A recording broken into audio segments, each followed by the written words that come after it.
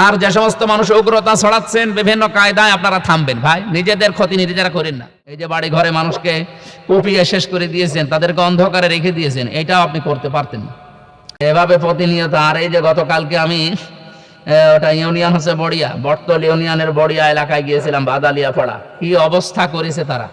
150-200 বাড়ি ঘর একেবারে কুপিয়ে শেষ করে ফেলেছে। এমনকি মনে হচ্ছে ওই এলাকা এখন সেই রাত নিঝুমের মতো অন্ধকার হয়ে আছে দিনের বেলায়ও, কারণ কারেন্টের যে সমস্ত তারগুলো সেগুলো খুলে নিয়েছে। এই কঠিন পরিস্থিতিগুলো যারা তৈরি করছেন, আপনারা নিজেদের পায়ে নিজেরা কোড়াল মারছেন, নিজের ক্ষতি নিজেরা করছেন। সংস্কৃতি বাংলাদেশে যা আরম্ভ হচ্ছে, এই ফ্যাসিস্ট আমলে যা হয়েছিল, এখনো যদি ওদের আরম্ভ হতে থাকে, শুধু ইসলামী বিশ্ববিদ্যালয় কুষ্টিয়া না, কয়েকদিন আবার পরে দেখবেন সরকারি কলেজে এরকম হত্যা আরম্ভ হয়েছে, কয়েকদিন পরে দেখবেন জগতে আরম্ভ হয়েছে। এও আমরা নিরাপদে থাকতে পারবো না। এই জন্য আমরা চাচ্ছি এই দেশে যেন বিচারহীনতার সংস্কৃতির তৈরি না হয়, বিচার ব্যবস্থার উপরে কারো যেন হস্তক্ষেপ না থাকে, সে যেই হোক। বিচারকরা যে আইন আছে সে আইন দিয়ে তারা বিচার করবে। আমাদের দেশে দুঃখজনক যে 92% আমরা মুসলমান। যাদের বাড়ি ঘর এভাবে নষ্ট করেছেন, ওদের বাড়ি ঘর ওইভাবে ঠিক করে দেওয়া লাগবে, যারাই করেছেন।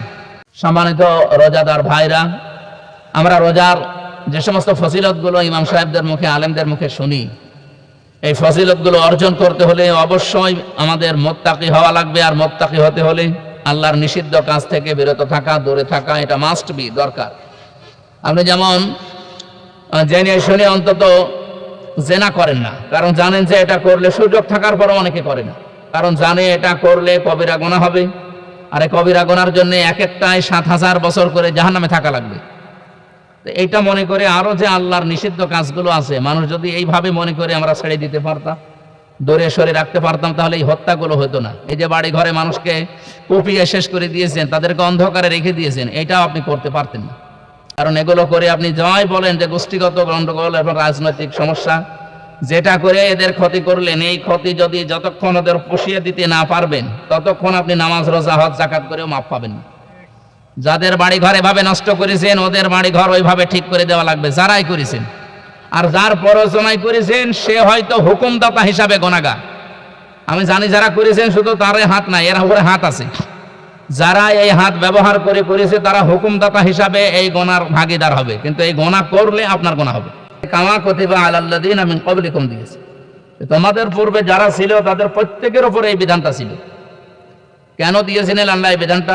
লাআল্লাকুম তাত্তাকুন, আশা করা যায় তোমরা তাকওয়াবান হবে, পরহেজগার হবে, খোদাভীতি অর্জন করবে, বেঁচে থাকবে, দূরে থাকবে।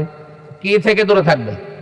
কি থেকে বেঁচে থাকবেন? তাকওয়াবান হতে হলে তো বেঁচে থাকা লাগে, দূরে থাকা লাগে। কি থেকে বেঁচে থাকা লাগে, কি থেকে দূরে থাকা লাগে, এইগুলো আমাদের এই রোজা শিক্ষা দিয়ে যায়। যেহেতু একটা কষ্টের কাজ, না খেয়ে থাকা পৃথিবীতে অনেক কষ্টের কাজ।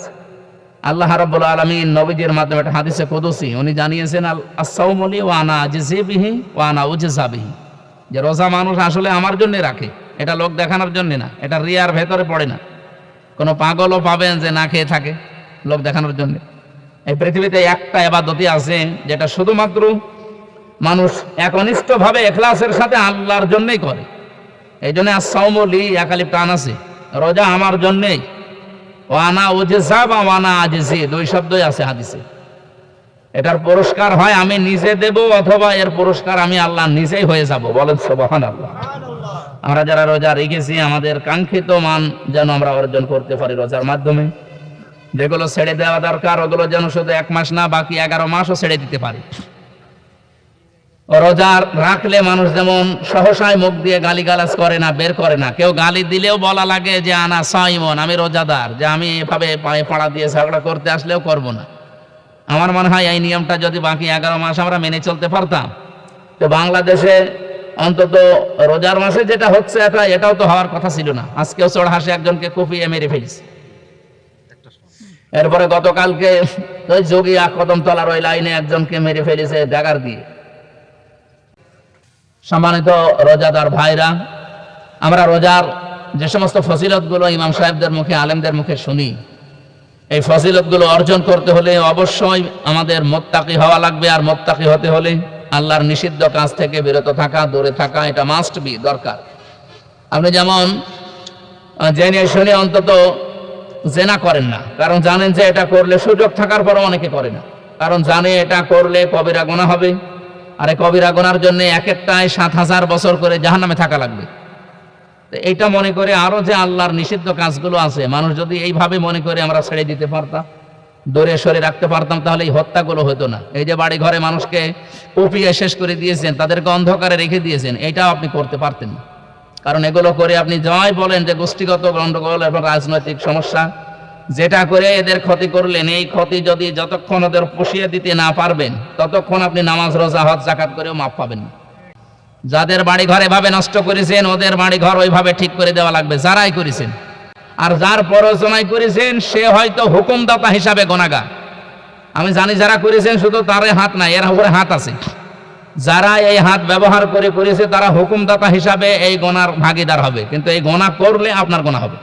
এখানে পুলিশ অফিসার বসে আছে একজন, উনি যদি কোনো অন্যায় করে আর বলে যে হুজুর আমার দোষ না, এটা দোষ আছে উপরওয়ালা, উপরওয়ালা বলে তাই করি না। উপরওয়ালা হয়তো যিনি আছে ওনার উপরে হয়তো ওসি আছে, এর উপরে হয়তো এসপি আছে, এর উপরে ডিসি তো আর অন্য বিভাগে, এর উপরে হয়তো অ্যাডিশনাল যিনি রেঞ্জের ডিআইজি আছে এই পর্যন্ত, এরপরে একেবারে সর্বশেষ ওনাদের আইজি পর্যন্ত। এখন যদি কোনো অন্যায় উনি করে, অবিচার করে কারো উপরে, তাহলে এই নির্দেশ যদি উপরে কেউ দিয়েও থাকে, নির্দেশ দেওয়ার কারণে হয়তো এসপি ওসি গুনাহগার হবে, ভাগ পাবে অপরাধের, কিন্তু গুনাহ হবে ওনার। বলে না করলে চাকরি থাকে না, তাহলে এরকম কাজ করা যাবে না যেটা করলে আল্লাহ রসুলের বিরুদ্ধে চলে যায়। বলে তো একটা মানুষকে ক্ষতি করা, মানুষের কষ্ট দেওয়া, এটা আল্লাহ রসুলের বিরুদ্ধে কিনা? আপনারা কথা বুঝতেছেন? এরকম করে একটা আমি উদাহরণ দিলাম। এখন যত কাজ আছে, এরকম কাজে যদি যাওয়া লাগে যে কাজ করলে আল্লাহ রসুল নারাজ হয়ে যায়, তাহলে ওই কাজ জীবনে কাউকে সন্তুষ্ট করতে করা যাবে না, সে মা হোক, বাবা হোক, স্ত্রী হোক, আর আপনার অফিসার হোক। আমরা যদি রোজার এইভাবে শিক্ষা নিতে পারতাম, বাংলাদেশটা আমার মনে হয় ভালো হয়ে যেত। সম্মানিত মুসল্লি কিরাম, আমি এখানে রাজনৈতিক বক্তব্য দেওয়ার জন্য আসি না, এসেছি রোজার কিছু শিক্ষা আপনাদের গ্রহণ করাতে। তার ভেতরে এটা একটা শিক্ষা যে আমরা যা করবো, কুল্লু নাফসিন বিমা কাসাবাত রহিনা, প্রত্যেকেই তার নিজের পাপের জন্য দায়ী। এই জন্য কিয়ামতে আপনার পাপ নিয়ে আপনি উঠবেন, আমার অপরাধ নিয়ে আমি উঠবো। এরকম অপরাধ যেন না করি যেটা কিয়ামতে উঠলে আমি সহ্য করতে পারবো না। আল্লাহ আমাদের রোজার এই শিক্ষাটাই নেওয়ার তৌফিক দিন। রোজা এমন একটা ইবাদত যেটা মানুষ সত্যিকার অর্থে পালন করলে সে মুত্তাকি হয়ে যাবে। লাআল্লাকুম তাত্তাকুন, পৃথিবীর কোনো ইবাদতে আপনি পাবেন না। আপনি নামাজ পড়েন লাআল্লাকুম তাত্তাকুন হয়ে যাবেন, কোরআনে কোনো জায়গায় নেই। এই যে মাওলানা কয় যে ফারুকি সাহেব এখানে আছে, একজন আলেম, অনেক বড় মাপের আলেম, জিজ্ঞাসা করে দেখেন ওনারে, ওই যে আপনাদের ইমাম সাহেব মনে হয় এটা। আরো যারা আছে বলেন কোরআনে এমন কথা আছে যে নামাজ আদায় করো তাকওয়াবান হয়ে যাবে, আমি পাইনি কোনো জায়গায়। তোমরা হজ করে আসো, যাকাত দাও, জিহাদ করে আসো, তোমরা তাকওয়াবান হয়ে যাবে না, নেই। খালি রোজার ব্যাপারে আছে।